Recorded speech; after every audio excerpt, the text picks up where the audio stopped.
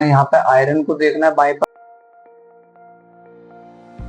पक्ष में Fe के परमाणु कितने हैं। Fe के पास में कुछ नहीं है तो Fe का परमाणु है हमारे पास में एक। ऐसे हमारे पास में बाएं पक्ष में अगर हम देखते हैं, इसको लिखते हैं यहाँ पे हाइड्रोजन हमारे पास में कितना है। हाइड्रोजन हमारे पास में जो यहाँ परमाणु रखे हुए हैं, हाइड्रोजन हमारे पास में 2 है।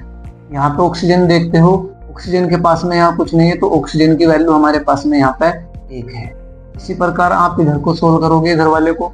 यहाँ पे Fe देखते हो, आयरन कितना है हमारे पास में, आयरन Fe, आयरन यहाँ पे कितना है हमारे पास में 3, और ऑक्सीजन कितना है हमारे पास में, ऑक्सीजन यहाँ पे है 4, तो यहाँ पे ऑक्सीजन लिख देंगे हम 4। इसी प्रकार हम इधर हाइड्रोजन देखते हैं, हाइड्रोजन यहाँ पे कितने हैं 2, तो हाइड्रोजन लिख देंगे हम यहाँ पे 2। अब हम दोनों तरफ के परमाणुओं की संख्या लिख चुके। अब हमें देखना है किधर कम है, जिस तरफ कम होंगे उस ओर के हम परमाणु बराबर करेंगे, तभी इक्वल होंगे। आयरन यहाँ पे 1 है लेकिन आयरन यहाँ पे 3 है, और हाइड्रोजन यहाँ पे आपके पास में 2 है, हाइड्रोजन हमारे पास में यहाँ भी 2 है। ऑक्सीजन यहाँ पे 4 है, आपको ऑक्सीजन यहाँ भी 4 करने होंगे। अगर ऑक्सीजन यदि ऑक्सीजन यहाँ पे 4 है तो आप यहाँ भी आपके पास में ऑक्सीजन 4 होने चाहिए। इसी प्रकार अगर हाइड्रोजन यहाँ पे 2 है तो यहाँ भी हाइड्रोजन आपको 2 करने होंगे।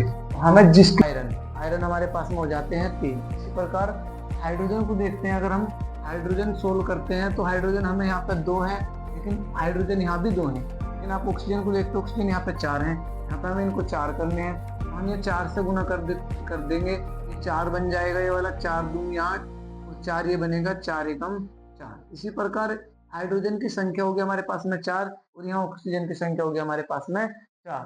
यहाँ भी हाइड्रोजन हमें 4 करने हैं, तो यहाँ हाइड्रोजन हमारे पास में यहाँ 8 है, तो हमें हाइड्रोजन यहाँ भी 8 करने होंगे। तो हम ऐसी मल्टीप्लाई करें ताकि यहाँ पे 8 बन जाए, तो यहाँ भी 4 से गुना कर देंगे हम, तो यहाँ भी 8 हो जाएंगे। अब जहाँ पे जिस नंबर में आपने गुना करी है, जहाँ पे आपने जिन तत्वों में गुना करी है, आपने इस तत्व में आयरन में किससे गुना करी है 3 से, तो यहाँ पे 3Fe लिखोगे आप। उसके बाद यहाँ हाइड्रोजन है, यहाँ देखना है H2O में आपने कैसे गुना करी है, यहाँ पे 4 से, तो यहाँ पे लिखना है आपको 4H2। इस तरीके से जहां आप गुना करते हो, जिस तत्व के पास में आप गुना कर रहे हो, वहीं पर आपको नंबर लिख देना है जिस नंबर से आपने मल्टीप्लाई करी है। इस प्रकार आगे अगर आप लिखते हो, इसे लिखना है, इसमें देखना है आपको किस नंबर से गुना करी है आपने। इसमें किसी नंबर से गुना नहीं करी तो आपको ऐसे कैसे लिखना है Fe3O4 प्लस। अगर आप यहाँ देखते हो हाइड्रोजन में आपने किससे गुना करी है 4 से, तो आप यहाँ भी 4H2 लिख दो।